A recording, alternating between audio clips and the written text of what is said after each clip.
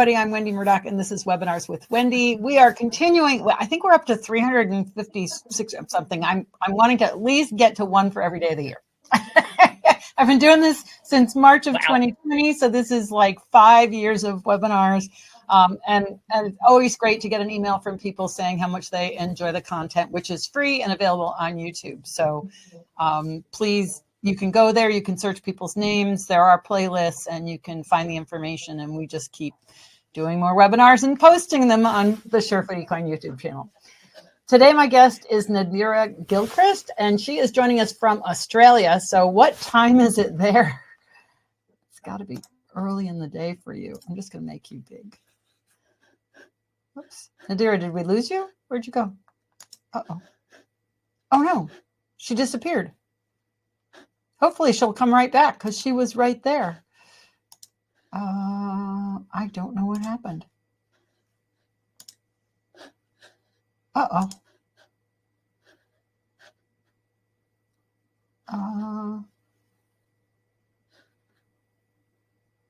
Turn off video, turn off. No, I don't want to turn anything off. I don't know what just happened. Hopefully she will be right back because she was there and everything was great. And this really looks like one of those situations where the internet crashed, because I've had that happen. Oh, no, she's gone. Okay, we will wait to see if she comes back. I'm sorry about that.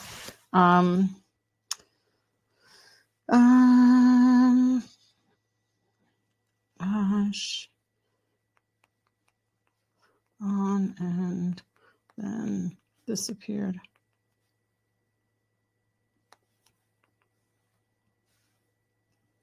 Oh, hopefully she can sign back in. Okay. I usually lose my guest. Usually once they're on, they're all here. All right. I'm going to see if I can't reach her.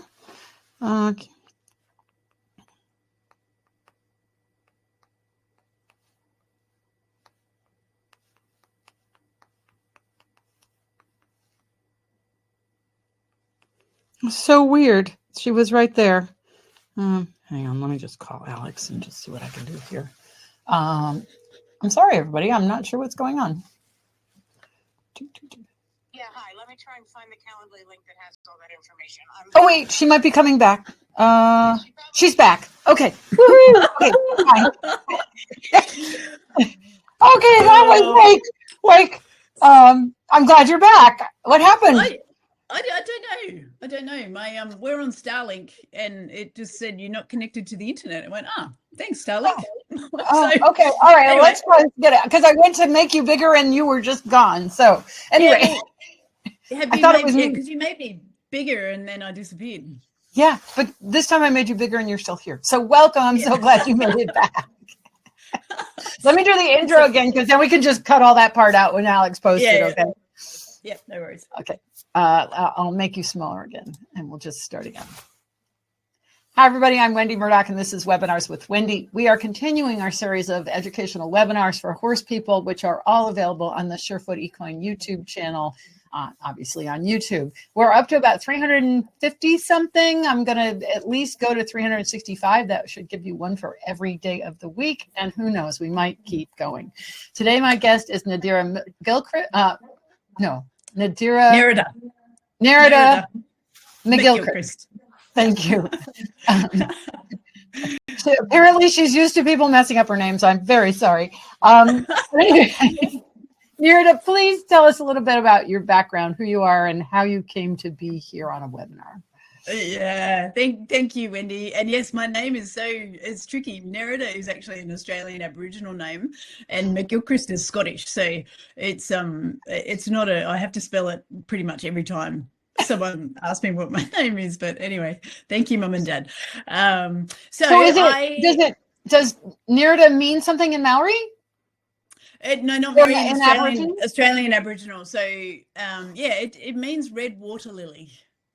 Oh wow! So it's a pretty name, but it confuses people because my mum is actually Egyptian. So there's no Australian Aboriginal background for me, but I have an Australian name. So it's pretty, I love it. I love my name. It's a beautiful name. Yeah, and I'm sorry I messed it up.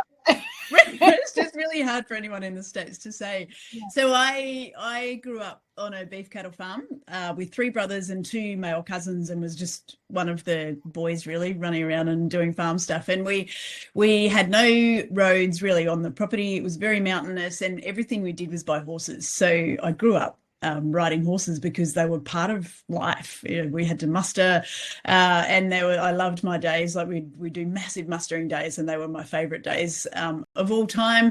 Never ever thought that I would have a career in horses, because I didn't realize that you could have jobs with horses, but I loved agriculture. So I went to university and studied rural science, so like a broad-based agricultural degree. And when I finished that, I loved nutrition. So I got into nutrition and went, oh my God, this is my thing. Like it just made sense to me. Like it seems so logical. And I was talking to a ruminant nutritionist on Sunday, and we were talking about formulating diets. And I said, it's so hard to teach someone how to formulate, because it's like I feel it more than I see it or think it. And he's like, yeah, diets have a shape. And I went, yes, I'd never thought about it like that. But they do, they have a shape. Anyway, it's a weird thing, but when I started studying nutrition, I'm like, oh, I love this. Like this is what I'm here to do. And it's so cool, because so many like people hear the word nutritionist and they run the other way, right? They're like, oh no, this is like way too much science and I can't understand it and I don't know what I'm supposed to do. And so, they and a lot of that, I guess, is because there's so much marketing and there's so many wives' tales, and there's a lot of stuff that wasn't understood well in the past, and we're now trying to overcome all of the misinformation from just not being well understood before, to teach people like how to feed horses now. But it's not. It can be made so complicated, but it's actually not that complicated on a basic level. And I tend now to talk a lot about, well, let's just feed horses like horses. Like they evolved for 55 million years. Like there's hardware programmed into these things and software programmed into them that we cannot change. We've only known them, I think they've been domesticated for about 4,200 years, like properly domesticated, and that's like less than 0.01% of their time on Earth. so wow. We've got it. That's a great way to look at it, isn't it? It's like a fantastic way to look at it, that they've been doing just fine for a long time. So yeah, I mean they've been doing fine. I mean, if you look at wild horses, they live for a lot less time than what our domesticated horses live for, because we can look after their teeth and we look after their feet and we can save them when they've like got horrific injuries and all that stuff. But we still, when we feed them, we have to go, their gut, it was designed over millions and millions and millions of years, and then we come in and go, well, we're going to feed you like this, and it's often not aligned with the way that their gut has been developed to be fed. So we really need to, I guess, honor that evolutionary process and feed them the way that they evolved to eat. And then if we can do that, that's the simple part with feeding horses, is we just need to feed them the way that they're designed to be fed, and then they do really well. If we try to feed them in a way that their gut is not set up to cope, that's when we get heaps of problems. So anyway, that was it's great. I love it. Let's talk a little bit about their gut, because I mean, the comparison is a ruminant, and they are not a ruminant, and our gut is not. Their gut is different, but similar to ours because it's one stomach, but different. Yeah. So let's talk. Yeah. Just talk a little bit about their gut and what makes horses unique. Yes, I will, and I love this. I'll just for people who have no idea who I am, just so that they know what I do. Like I because I got sidetracked off onto the evolution, but that's okay. It was great. I studied mostly ruminant nutrition and production animal nutrition, so pigs and poultry, in my undergrad. And then when I finished, there was no work I wanted to do dairy nutrition, but our dairy industry had just deregulated. There was no work. And one of my professors said to me, well, stay and do a PhD. I'm like, no, I don't want to do that. And he eventually convinced me, and it was in horse nutrition. And I think, my God, thank you, universe, for opening that door and then shoving me through it and giving leaving me no other option but to stay at uni. So that was 2000 to 2003. I did it in just under 3 years. I said to him, I'm not doing a PhD unless I can finish it in 3 years. So I loaded through, got it done, and then I'd worked with quite a few feed companies during my PhD, like using their feed products and testing. So I was looking specifically at how do we process cereal grains to make them safe for horses to eat, essentially, and stop making them sick, and particularly their hindgut health, like looking after their hindgut. So I finished that and just went, I want to have my own business. I may as well just start now. So ever since then, I've been working for feed and supplement companies all over the world, and with those companies, a few companies, there was only one or two who I actually go out on farm with, but they would send me out to their big clients, so their big breeding farms and their big racing stables, or some of their not big but sort of more elite level, and I'd spend a lot of time like just educating just all types of horse owners as well. So yeah, it's amazing. I've worked all over the world and worked with all kinds of horses, and I've got the best job in the world, I think. I love it. Okay, so I have to ask you what the title of your thesis was for your PhD. It was enhancing starch digestion in the equine small intestine, or something like that. Yeah. Okay, cool. And that's amazing that you did it in 3 years. Amazing. Yeah. So back to your question on the guts. I still remember in my undergrad, the professor who eventually convinced me to go and do a PhD was doing a lecture on gut physiology. And it was the very first time I ever saw a horse's gut in a schematic drawing. And it was up against a ruminant gut and a chicken's gut. And I was like, oh look at that. And it was a real moment for me. I'm like, oh, that's really cool. But so that was sort of it wasn't my first awakening to like different guts are different, but not long after that, we also had a big nutrition conference that ran every second year at the university I studied at. And we had invited a nutritionist from one of the American zoos. It was like one of like San Diego Zoo or something like that, one of the more famous zoos. And they did a talk specifically on how gut physiology can tell you what an animal should be eating, because they get, back in the day when they didn't understand a lot of the animals they were bringing into zoos or having at zoos, they would have to look at, well, what is the gut structure? And then how does that determine that then would determine how they would feed that animal. So a ruminant and a horse are quite similar, except they're backwards. So a ruminant has this massive big sort of 4-chambered forestomach, I guess.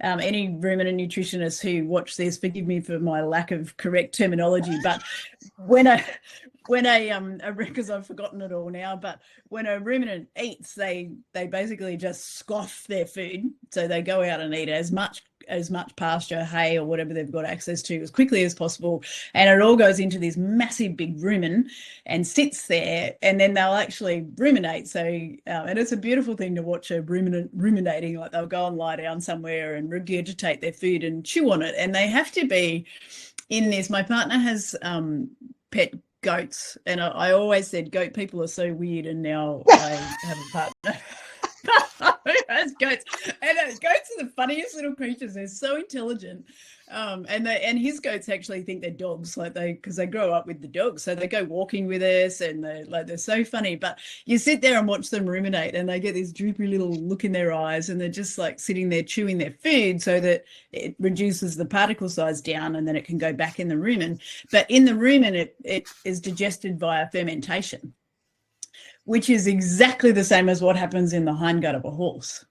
So, and if you look at the microbes, there's a lot of crossover and similarity in the microbes that actually exist in the rumen of a ruminant, so a sheep or a cow or a goat, and in the hindgut of a horse. So, and then chicken's gastrointestinal tract is so complicated. But you're right when you say a human and a horse are quite similar. So we're both monogastrics. So a ruminant has sort of 4 stomachs in a way, and horses and humans only have one. We only have one gastric stomach, but and then we have the small intestine, and then as humans we have the large intestine. In horses we call it collectively the hindgut. So they're our appendix, It's like tiny. It's about the size of our little finger.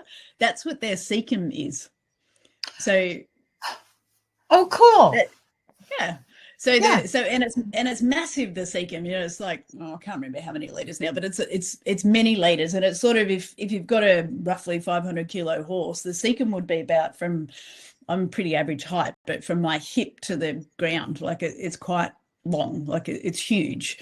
So they have this massively enlarged large intestine, and that's where they hold all their fibrous food for digestion, because as mammals we have no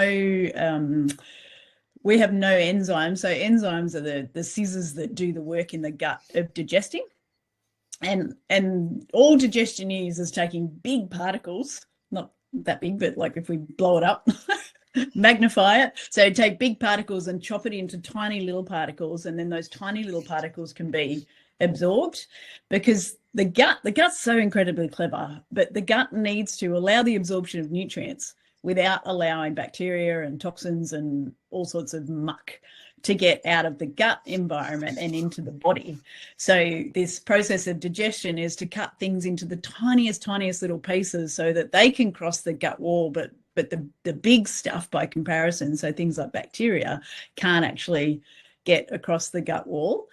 But as mammals, we have no way of cutting up fiber. None. We have nothing to digest fiber. So that's why we keep pet bacteria and fungi, and our horses keep trillions of pet microbes in their hindgut, because those microbes do have all of the enzymes they need to cut up fiber. So they essentially, the microbes essentially cut the fiber into little pieces, and then they eat it and turn it into volatile fatty acids, so VFAs, and then that's what the horse absorbs and uses for energy. So the horses do that. A horse on a forage-based diet, that's where about 80% of their energy or more comes from. Whereas humans, we do a little bit of that, but not so much. We don't rely on fiber nearly as much as horses do. So that's one distinct difference between a horse and a human gut. And then the other one that I really, really want people to understand, and I tell people, this is my favorite thing to share with any horse owner, is that our stomach and our horses' stomachs are similar in some ways, because we only have one stomach each, but there's a massive difference in that a horse's stomach is designed to always be full because they eat constantly, whereas our stomach is designed to have food. Now it doesn't have food. Now it has food. Now it doesn't have food. So because of that, our stomach secretes acid, but it only secretes acid when we're eating food. Whereas the horse's stomach also has acid, and it has no on-off switch. So they secrete gastric acid into their stomach 24/7, which, if you don't understand that and you leave your horse without food for long periods of time, and you think that they're like you, and you go, well, that's okay, like that's what we do, and our stomachs are similar. You need to understand that whenever your horse is not eating, they're still pouring gastric acid into their stomach. And if you leave them for longer than about 4 hours, they end up with a stomach that has emptied. So all the fiber will leave because it keeps traveling on down through the gastrointestinal tract. And they get this pool of acid that can get down as low as a pH of 1, which is essentially battery acid. Yeah. Yeah.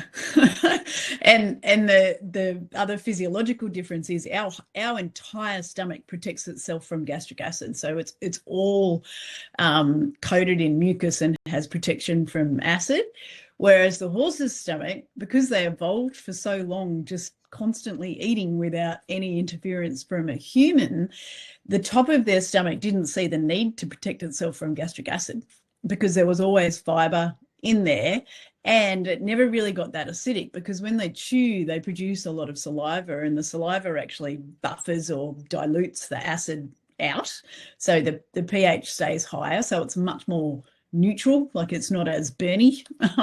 So the top part of their stomach actually has no protection from that acid. So with our modern day horses, if we meal feed them and feed them too much grain, not enough hay, and then they have these big stretches of time between when they're chewing on something fibrous like pasture or hay, their stomach empties, the pH becomes very, very low with really acidic fluid in there, and then that can actually splash up to the top part of the stomach, and it'll literally burn holes through the top of the horse's stomach, and that's what squamous gastric ulcers are.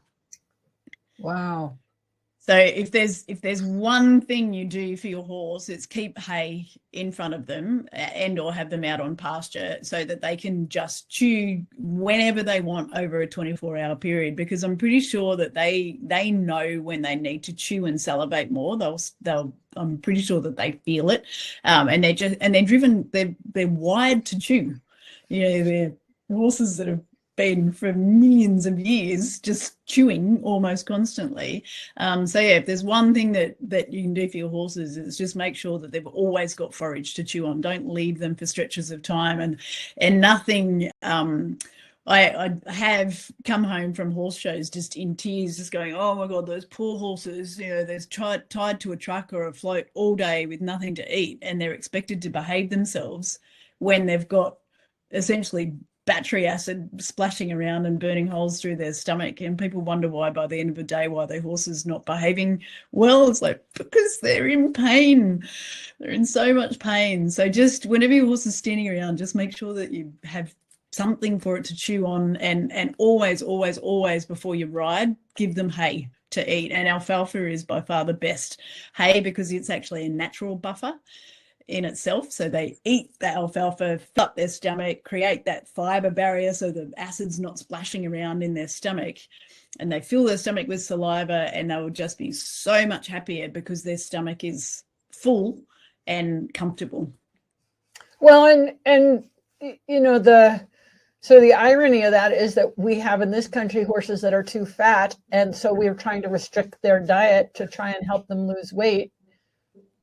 How do we, because then we have IR horses, insulin resistant, EMS, equine metabolic syndrome. So we got all that going on, and then we're trying to, how do we deal with it? How do we meet both needs?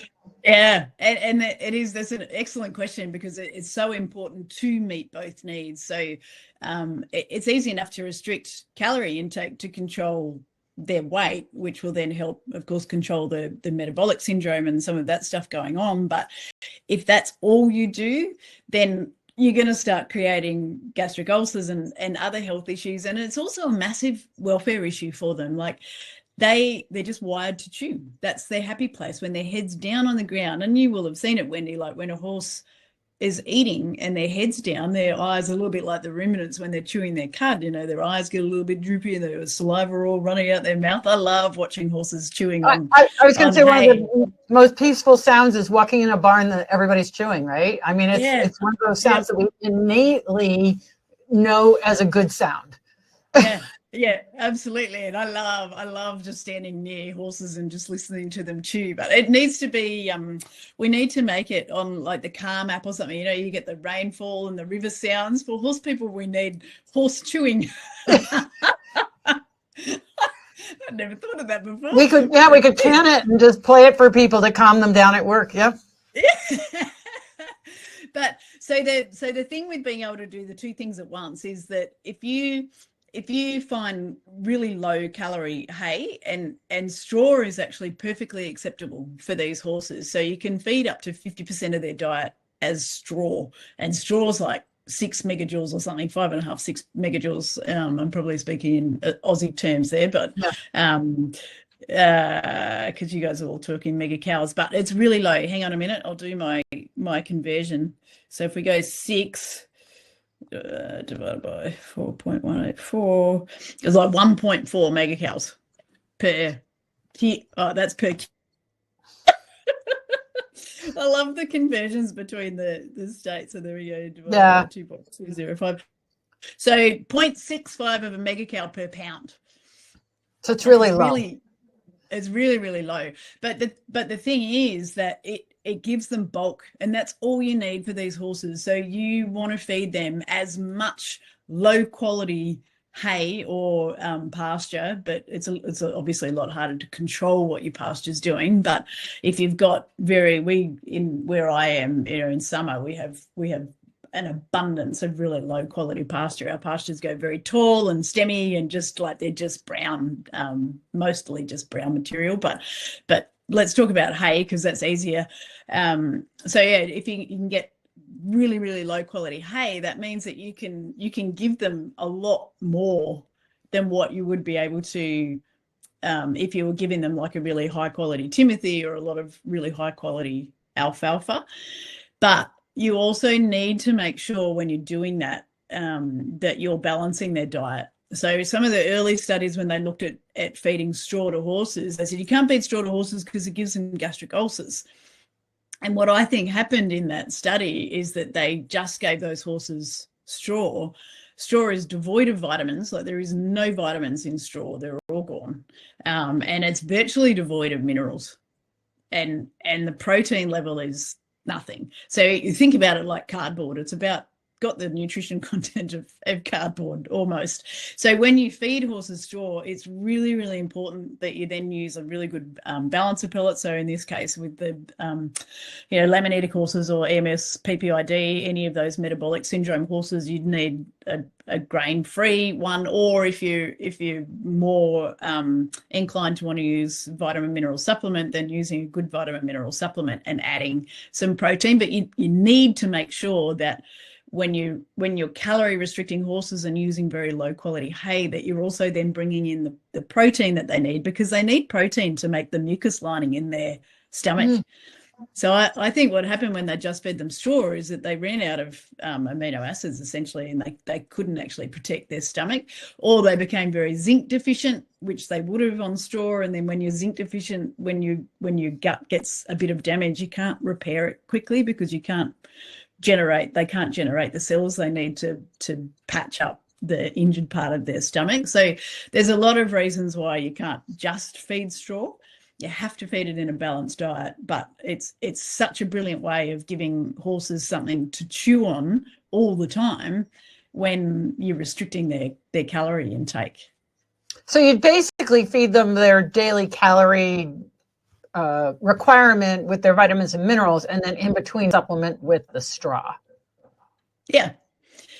Well, the way I would do it is I would have, and my other thing that I love to do with forage is get as many different types of forages as you can. So I think a big problem for laminetics and PPID type horses is people find a safe hay and then that's all they feed. So you've got these horses that for 55 million years were wandering around evolving of their own accord and selecting a bit of this and a bit of that. And we know there's studies on wild horses in the States that I can't remember the exact number now, but it's like 40 to 50 different plant species that they'll eat in a year. And then we get them and we find a safe teff hay or a safe Timothy hay, and that's it. They just get one type of fiber. And then that lack of fiber or forage diversity then restricts down their gut microbe diversity. So you'll favor the microbes that love that type of fiber, and you'll push out the ones that don't exist so well on that type of fiber. So, and then when you get that lack of diversity in their gut, that leads to a whole lot of problems as well. They're more prone to colic. It's a lot easier to knock them into dysbiosis.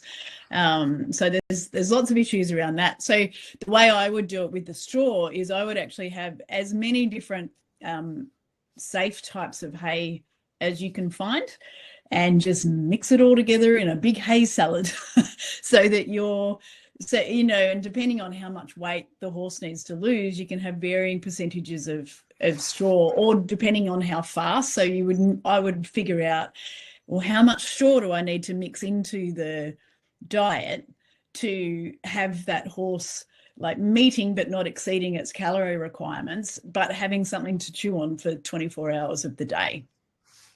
So it may only be 20% of the diet, or it might be 50% of the diet. So when I lived in Australia, which I told you was a while ago, I so clearly remember this one barn where he fed different types. He fed oat chaff, wheat chaff, and lucerne chaff, being alfalfa, oat, and wheat. And this idea of feeding chaff does not, I don't know if it still exists in Australia. It's not something we even consider, like, you just don't hear anybody here feeding chaff, but isn't that a great way to get these different kinds of fibers into the horse?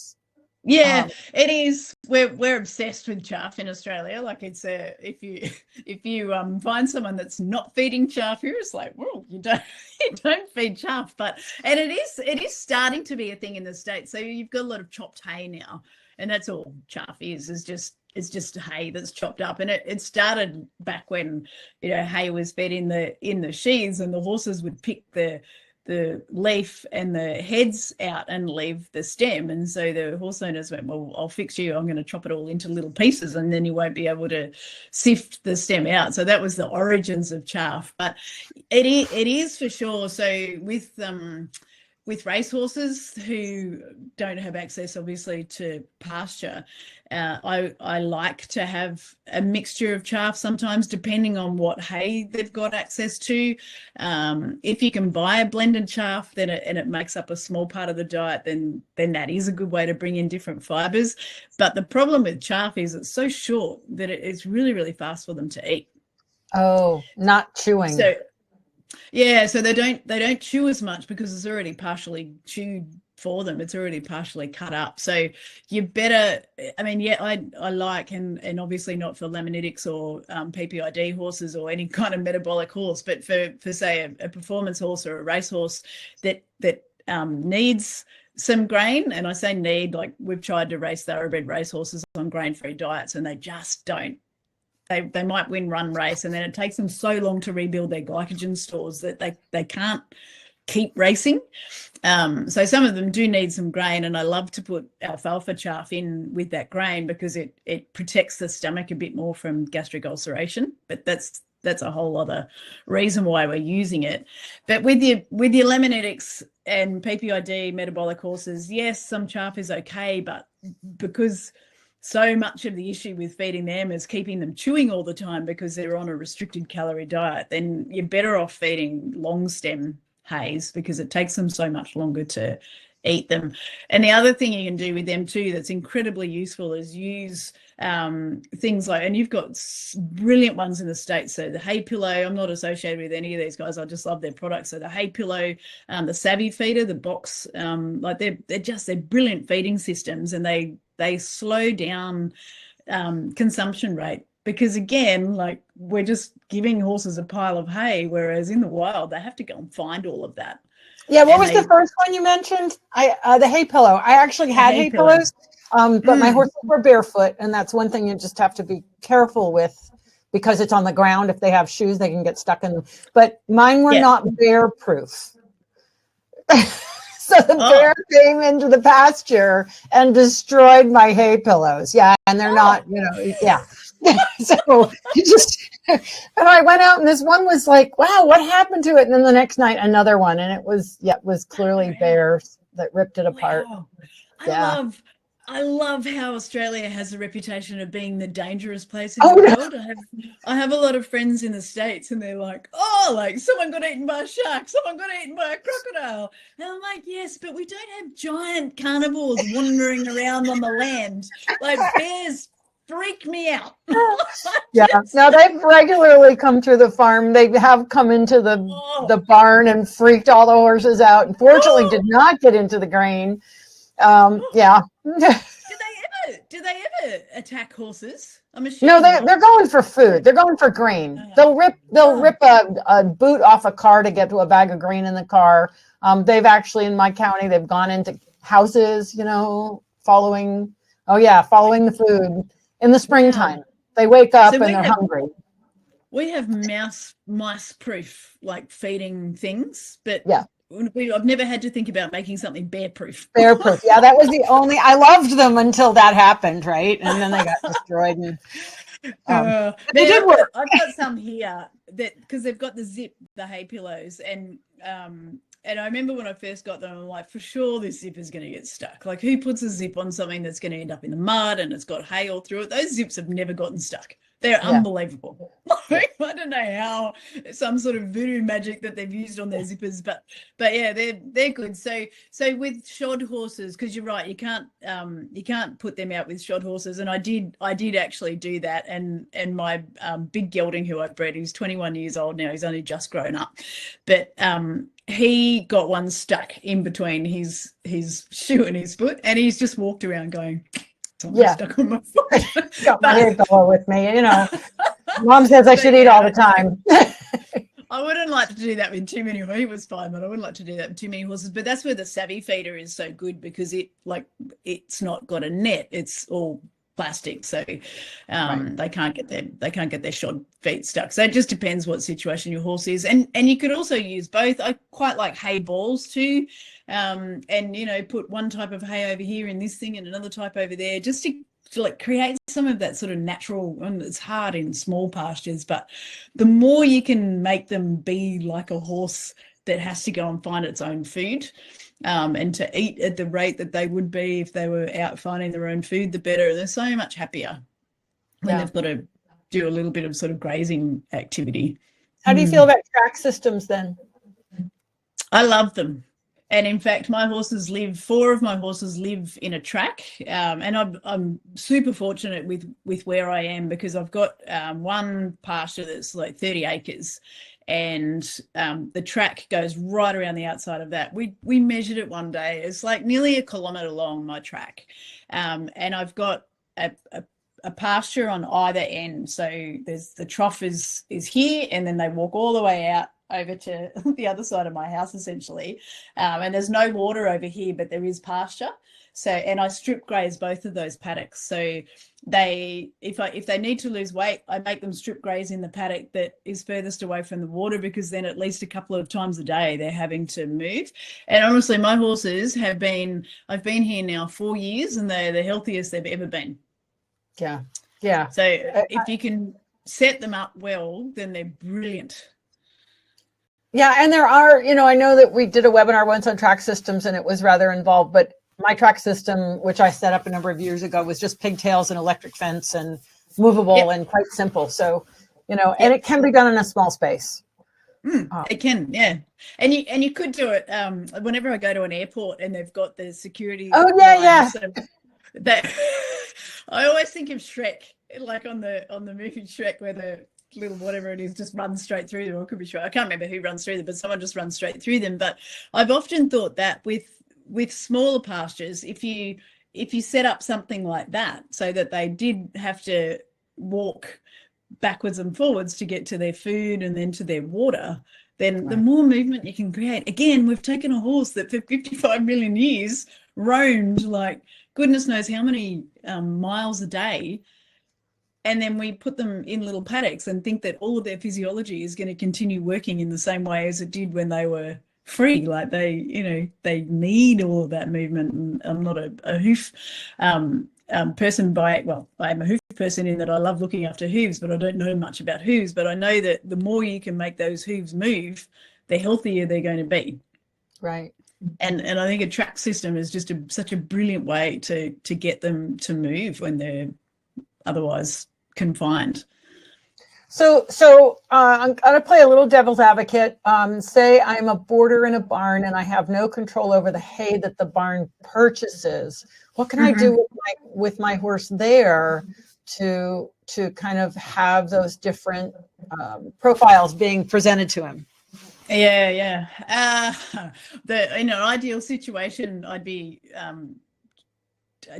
giving the barn manager some information about how fibre variety is very, very important, which is only starting. Like, to be fair, I've only started talking about this in the last few years, so it's still a really new concept, and it's maybe a little bit like the feed hay before you ride horses. Like, that was really foreign 10 years ago, and now most of the time you'll see people that they've always got hay with their horses before shows and stuff. So I can definitely see that it's sort of taking hold. This fibre variety is still new, but I mean that'd be your first place to start, is saying, can we look at this? If that's not an option, it's so hard for people with horses on agistment or in boarding barns and stuff. But you can bring in I mean, if you wanted to buy your own hay and bring small amounts in of that different hay just for your horse, then that's one thing you can do. But you can also add fiber variety to your horse's diets with what I would call alternate fibers. So things like beet pulp. We have lupins in Australia, and they're just the most brilliant ingredient, but their hulls are a really beautiful fiber source. You guys use a lot of soybean hulls, which they're okay as long as they're heat processed properly. If they're not heat processed properly, they're terrible. If they are heat processed properly, then they're quite nice, but they've got a lot of anti-nutritional factors in them, and then it needs heat, and quite a lot of heat, to knock them out completely. If you're feeding a horse soybean hulls and you want to check whether they're heat treated or not, you can. It's quite easy for you in the States, because you can order a thing called soy check test kit. I can send you the link to it, but you'd probably find it if you just Googled that. And it's just a little drop color test. So if there's still any nutritional factors present, it'll go bright pink. You don't want to see any pink. Okay. So you just get the whatever ingredients got the soybean hulls in it, put them in a little dish, white dish, and drip this stuff on it, and then you just and you should see no color change. But if you do, then there's still, it's not heat treated well enough. But copra meal is something that we use a lot here, and more you'll see it in the States as well, because our Australian suppliers are sending it over there now, which is cool. Any flaxseed meal, chia seeds, like anything that's a fibrous ingredient that'll bring fiber variety in. We're starting to see a lot of hemp hulls that are a fibrous ingredient. So it doesn't necessarily have to be hays. It can be these other fiber containing. Yes. Okay. It can be. So your ideal situation is a very varied pasture or lots of different types of hay. Like that's the best. That's your gold standard for fiber variety, in my opinion. But if you can't do that, then you've got these other alternate fibers. And even if you can do that, you can still use alternate fibers to increase the diversity of your horse's gut microbes. That's all you're aiming for, is you just want diversity in their gut microbes. And also too, when you think about it, one hay, so if it's just Timothy hay, for example, if your horse is just getting Timothy hay, then they're only getting the nutrients that Timothy hay contains, which are different in a lot of ways to the nutrients that alfalfa hay will contain, which are different to the nutrients that orchard grass will contain, which are different to do you know what I mean? Like they've got, we look at energy, protein, and vitamins and minerals, and they're what we call the primary nutrients. But then all of these plants have got secondary nutrients, so weird fibers and like phytonutrients, and I can never remember what they're all called. Things like lecithin and beta-glucans and stuff like that we know horses will need on some level. We just don't know how much they need, and a lot of times we don't even know how much certain plants contain of each one. So the way that we meet those requirements is just feed them as many different ingredients as you can. It's a little bit like in human nutrition, eat all the colors of the rainbow. So say a horse has been on chia seeds for a couple of years. Would you want to change that to like a flax seed or a hemp seed to change the profile, or it's okay for them to just like be on chia? Yeah, it's okay, but the ideal thing would be bring the other ones in on top. So add more rather than take one out and put another one in. So have like a blend. Yeah, absolutely. The more ingredients you can have in your horse's diet, the better. So like, well, so then that makes me wonder, like it's I don't know metric. Okay, say I'm feeding my horse a cup of mixture, like flax and hemp and chia and that sort of thing. Like, what quantity do they need to see of these different things for that gut to build up a good, healthy population? Yeah, that's a really good question, and we don't know the answer to that yet. Okay. So we've only just gotten to the point. There's a company in Australia who Georgia, who was doing a PhD with them, is just about to submit her PhD thesis and publish a really cool paper that we did looking at the microbiome of wild grazing horses versus race horses on two different diets.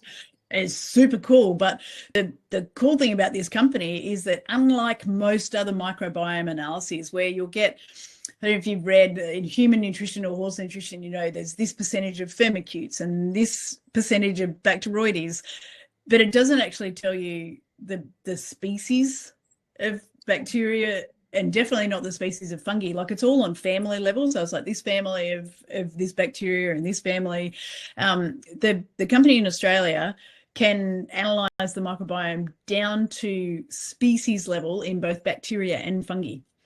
So Wow. so they're now, and this is only like reasonably new that we can actually do this. So we're now at the point from a research perspective that we can start to do these studies where you go, okay, so if the horses are on this and then we introduce 200 grams of beet pulp, does that change their microbiome? But we haven't gotten there yet. So we're still at the point where we know fiber diversity is important. And at the moment, we're just like, whatever fiber diversity you can bring into your horse's diet, there's going to be some level of benefit. It's not going to do any harm. And I'm convinced that there's going to be some level of benefit. I just can't. I'd love to be able to go, yes, you can feed 100 grams of this or 250 grams of that. But Right. we're not at that point yet. I guess the important thing to know is that the more restricted your horse's diet is, the more restricted their gut microbiome, so the bacteria and their fungi are going to be, and we know that then causes them to be more prone to colic, and it's a lot easier to knock their gut microbes out of balance and have issues. So you keep mentioning fungi, and yes, we're used to hearing about bacteria, but we think of fungi as either mushrooms growing in somewhere or bad. Like, tell us about fungi. Like, is that in horses' guts? Fungi. Yeah. They're in the horse's gut, and they're really cool. Because earlier today we were talking about the enzymes that cut up fiber, and as mammals we don't have any enzymes. So you just think of enzymes like little pairs of scissors that literally just go along and cut things up. So the bacteria and the fungi both have their enzymes to digest fiber. But the cool thing about the fungi is there's a fungi, and then they send out their little tentacles. Hyphae, I think is a technical name for them, but they'll send out all those little tentacles and essentially like grow it through the fiber, and then deploy all of their fiber digesting scissors and chop up the fiber. So they're incredibly efficient at digesting forages for your horses. So horses they have fungi in their cecum? Yeah, all through their hindgut, and they're incredibly beneficial. They need to have them in there. Like they're a huge part of digestion in the horse's hindgut. Is there a particular fungi that is? There's this is like a whole new world. Fungi in the gut. Okay. Oh, I know. It's cool. And there was I did see there was research presented 2016, 2018, somewhere around then at conferences in Europe, where they were starting to look at the anaerobic fungi, so fungi that doesn't like oxygen, in the horse's hindgut.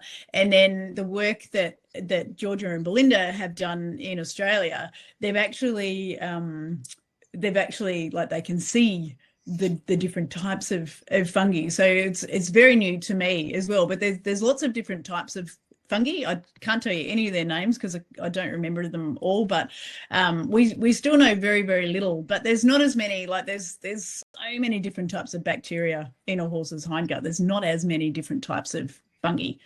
But yeah, they're wow, that's so fascinating. Because mushrooms have become a really big thing for people to consume, right? Lion's mane and cordyceps and all these, pheasant's tail. I don't know. There are all kinds of crazy names. And so now a big thing over here is to have a cup of mushroom tea, right? Like we do that every night. We have our mushrooms, and there's a bunch of different brands out there, but those aren't actually, that's the mushrooms, that's the fungi chopped up and made in a tea. So you're getting the benefit of the whatever in the mushroom. That's not the same as growing mushrooms in your gut.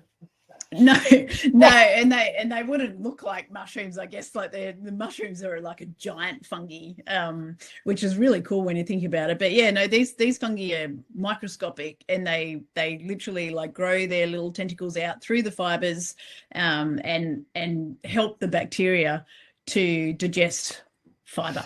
So like in my garden, I'm a big gardener, and I have different color fungi that are like that. They're, you know, you disturb the mulch and you see these bright yellow ones or white ones with all these little, you know, tentacles going across. And so it's making me think that that's more like the kind of fungi that's in the horse's gut. Is they're thin fibers that, but they communicate and they do all kinds of things. They like really important to the soil health. Fungi. Oh, soil fungi are amazing. Like they will pass water and nutrients between the plants, and you know the plants communicate via the. It's like blows my mind what happens under the ground. Kind of like fascia for humans' bodies. It's in a way, you know, it's a highway. It's yeah.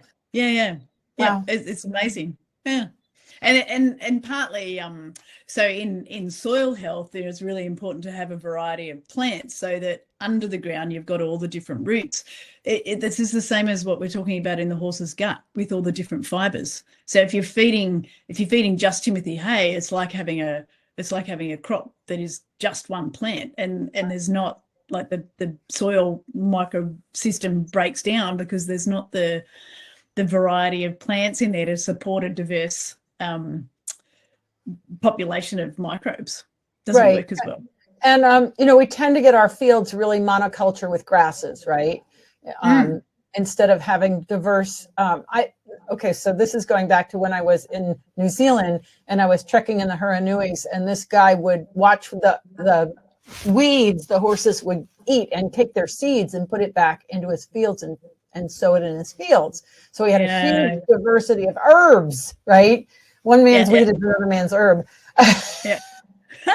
And it's true. You know, I have in my, so again, just incredibly fortunate with the place that I have, in that the pastures are so diverse, and part of that diversity is what we would call in farming weeds, but the horses eat them. So we've got milk thistle, and we've got lamb's tongue, and we've got chicory that grows wild, and even some of the thistles, which, you know, there's not heaps of them, so I don't spray anything here, but it's amazing when you don't overgraze pastures that the weeds just kind of live in amongst the other plants. They don't take over, and the horses eat nearly all of them. Fleabane, so that makes me so happy, because that's all just fiber diversity going into their gut. It's much more natural for them. It's honoring that 55 million years of evolution.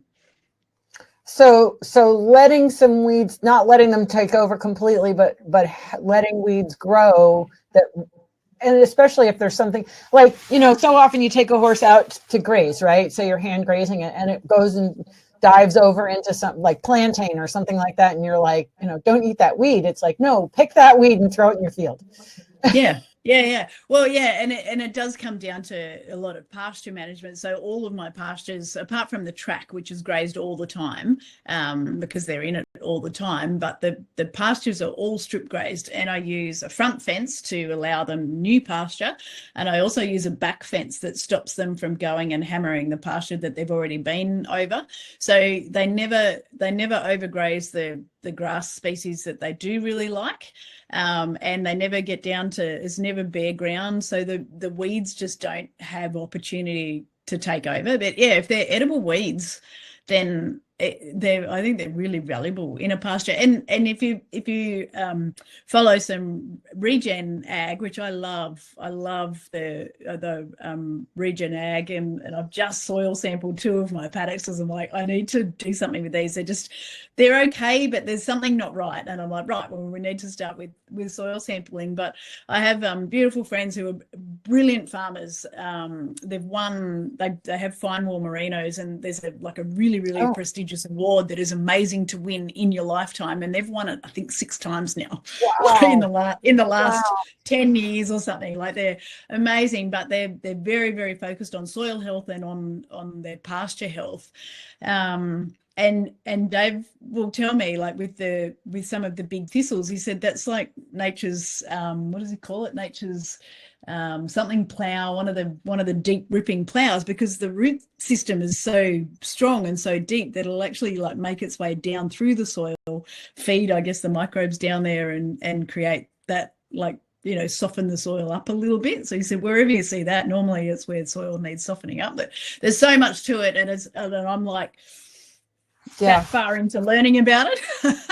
Right. But I love it, and it's so beneficial for the animals that are grazing those pastures, I think. Wow. So okay. So now, if you were to make one because sometimes people get so overwhelmed with information like this, they're like, oh my God, I don't even know what I'm feeding my horse, and I want to do something to get started on this path. What would you recommend as a simple way for people to just start making a change so that they improve their horse's gut health? So just one. The most important thing is that you're feeding enough forage. Like that's the one big one. So horses and ponies need, like, the absolute published minimum is 1.5% of their body weight. So it's like 1.5 pounds per 100 pounds of body weight.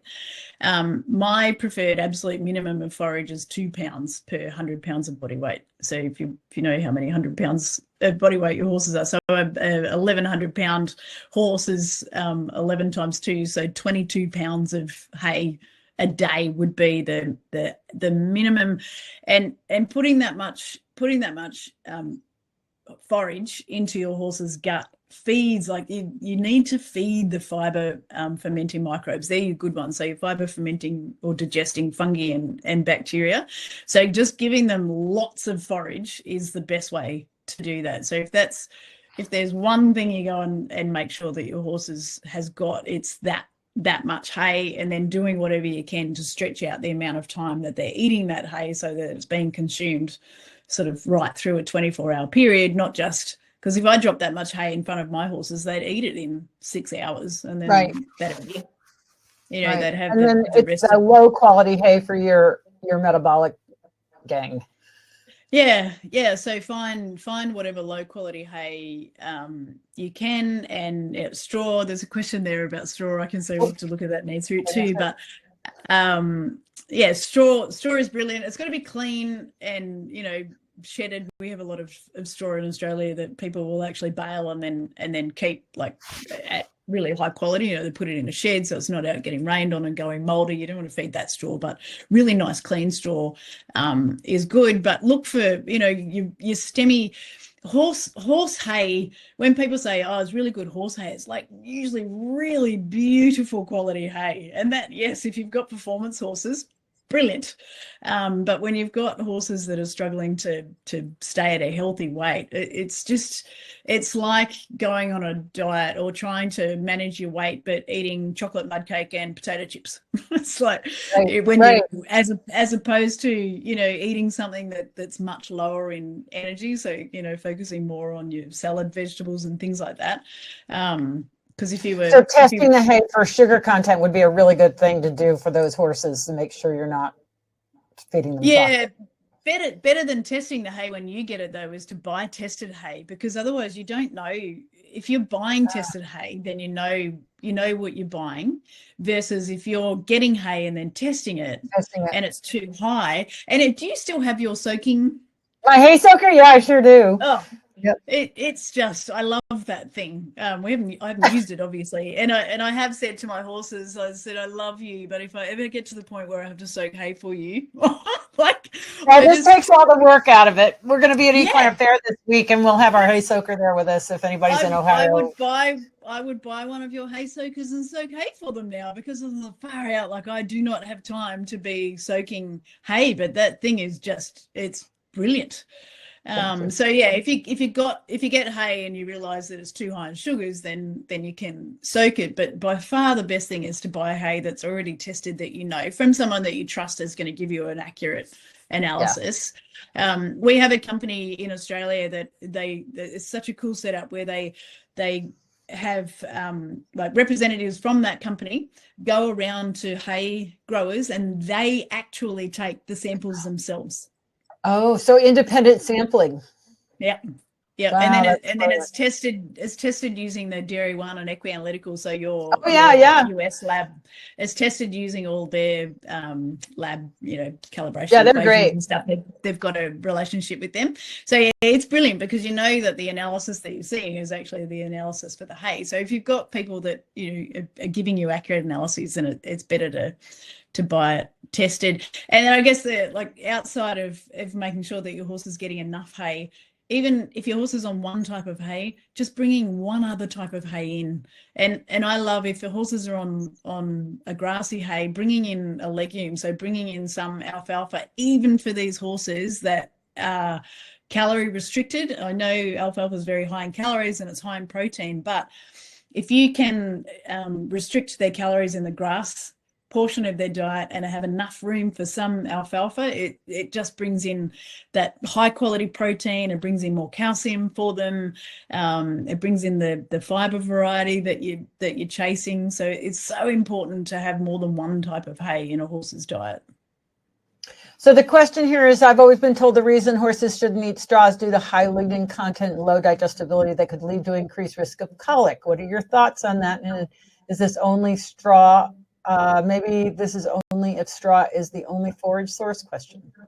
Yeah, it's a good question, Sarah. And yes, I think if you just fed straw and a horse was prone to not drinking very much and maybe wasn't able to move very much to keep their gut moving, then there would be a higher risk of impaction colic. The same as what you would see with horses on just Bermuda grass.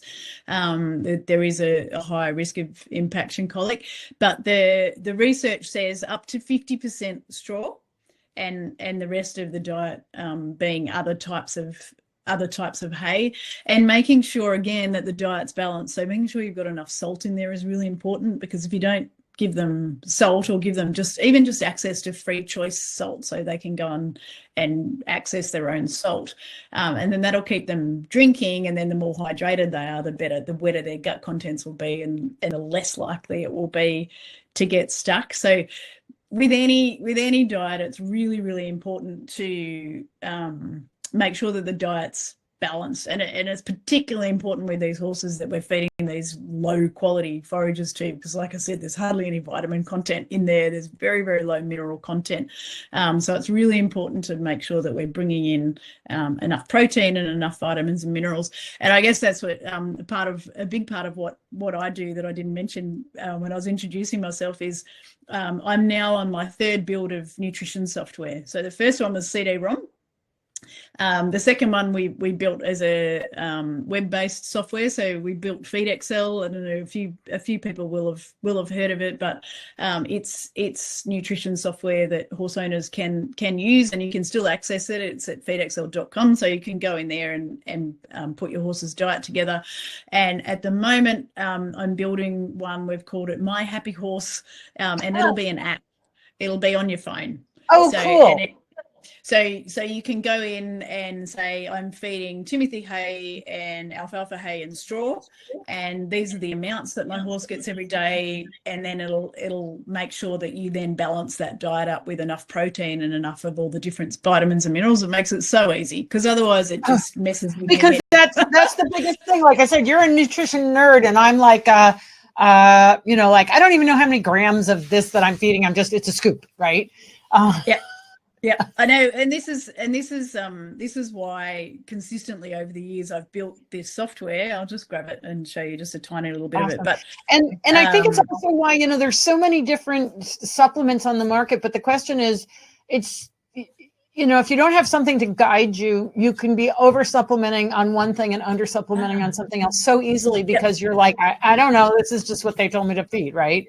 Yep, absolutely. And you'll find too that even some of the really popular, really expensive supplements actually don't have very much in them. So they don't even balance your horse's diet when you feed them at the recommended feeding rate. But you don't know, and we trust it all the time that the supplements that are being produced are going to be what our horses need, but they're not in some cases.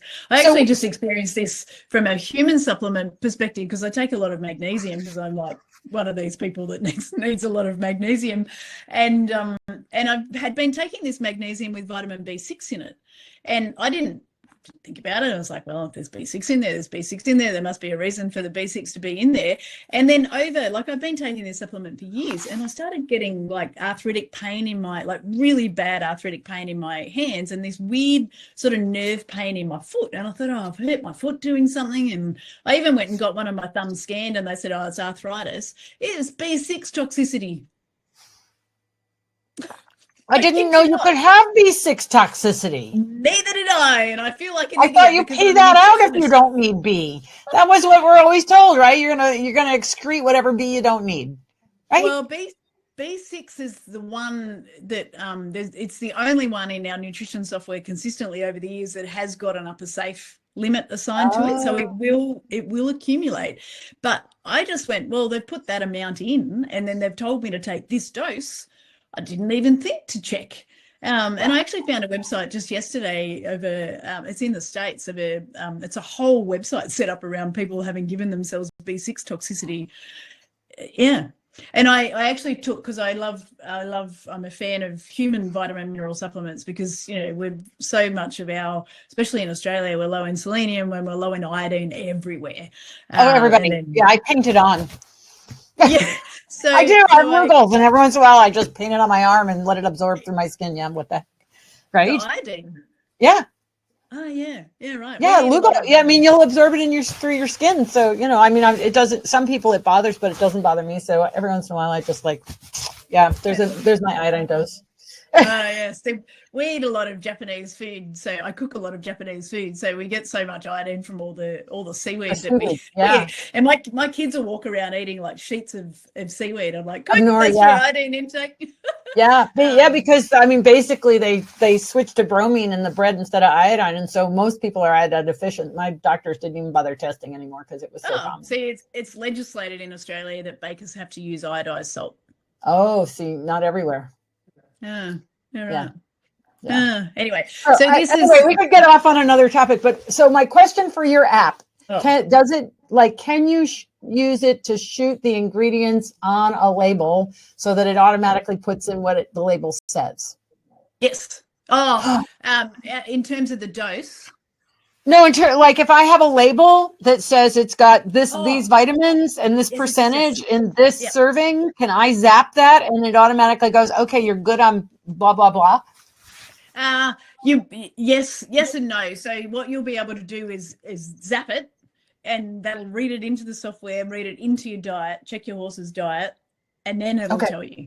Yeah. Okay, great. So you can you can zap a label, because that saves you will be able to. All of that, it's like really high end, deep learning AI stuff. So it's a work in progress, but we will get there. But this is the hay section, which this is all still it's not even in beta, they're still in development, but it says, is your horse fed any hay? So you would say yes, and then this is an Australian list, but what type of hay is that? That's the right way around for you, isn't it? It's backwards for me. Yeah. So you would then say, well, my horse gets let's say oaten hay and improved pasture hay. And then it asks you, or it says that we'll work out the quantity and the quality. So it asks what the quality is. This is really weird doing it backwards, but gives you all descriptions. So you choose quality. You can add a photo if you wanted to, so you can remember in years' time. But asks you when the hay was baled, because hay over time loses vitamin content.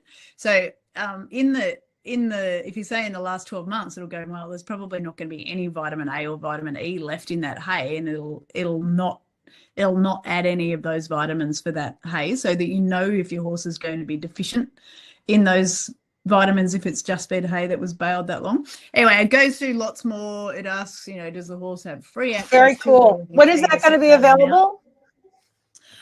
In the States, I'd hope by the end of the year, if not early next year. Okay. Let me know. Depends how fast we get the label zapping thing working, because the biggest part of it is building the database of all the ingredients that we need. Absolutely. In there. Absolutely. Yeah, no, because it has to know all of that in the backside. Absolutely. Yeah, but yeah, it just makes all of this like, oh, so if I feed that and then I have to balance that, and it just does all of that, and we've tried to build it, and we will consistently keep changing it as well as we get feedback from people, but we've tried to build it in a way that everything is just really easy to answer, like what does your pasture look like, as opposed to what species of grass have you got in your pasture. Yeah. You know, that, yeah, they're hard questions to answer. Awesome. Well, that's really cool. I'm looking forward to that. That's really awesome. Yeah, I'm excited about it too. I think it'll I think it'll help a lot of people out and a lot of horses out. Yeah. So if somebody wants to reach out to you, how would they find you, Nerida? Yeah, so if you go to MyHappy.Horse is the website for that app, and that's the easiest place to find me. And on that website, we've actually built a thing called Dr. Nerida AI, which is me in AI form. So it's trained only on content that I've created over the years. So it's locked off from the internet. It shouldn't. It's AI, so sometimes it does random things, but it shouldn't be able to give you any answers to stuff that it doesn't know. But you can use it and ask it questions like that question, Sarah, that you asked here. You could ask that AI the question, and it would give you. I should actually copy your question and go and ask it myself to see what it says, but it should answer that question pretty easily for you. So it's pretty cool. Very cool. Awesome. Well, Nerida, I want to thank you so much for joining me today. It's just been a blast. I know that Lydia's told me I needed to meet you forever. And I'm just finally glad that we were able to get together. And your passion for what you're doing comes through so clearly, which is really, really exciting. And I think that we share that, that together is the passion for what we do. But that's the thing, is to just make horses happy, right? So My Happy Horse is really cool. Absolutely. Yeah. Yep. It's thanks for having me, Wendy. It has been fun. I love any opportunity I get to talk about nutrition. So, well, we'll have to have you come back once you get your app up and running, okay? Yeah, that'd be good. And probably by then too, we'll have more data around microbiome. So I've got a Thoroughbred here that we're taking through the first 12 months as a project for Racing Queensland, and we're testing. So I tested her microbiome day 1, and then at the end of a month, and then I think at the end of 3 months, and then we'll do 6 months and 12 months to watch how we shift her gut from racehorse gut through to being, a really lovely. Oh, very cool. Oh, that'll be very cool. See how that works. I'll have all that I can share with you too, which will answer a little bit of that question of, how much of these different fibers do we need to shift things. Yeah. Awesome. Well, thank you so much for making the time. I know the time difference in Australia is huge, so I really appreciate you making the effort. It's easy. It's a pleasure. Thanks, Wendy. Okay, take care. Bye. You too. See you. Bye.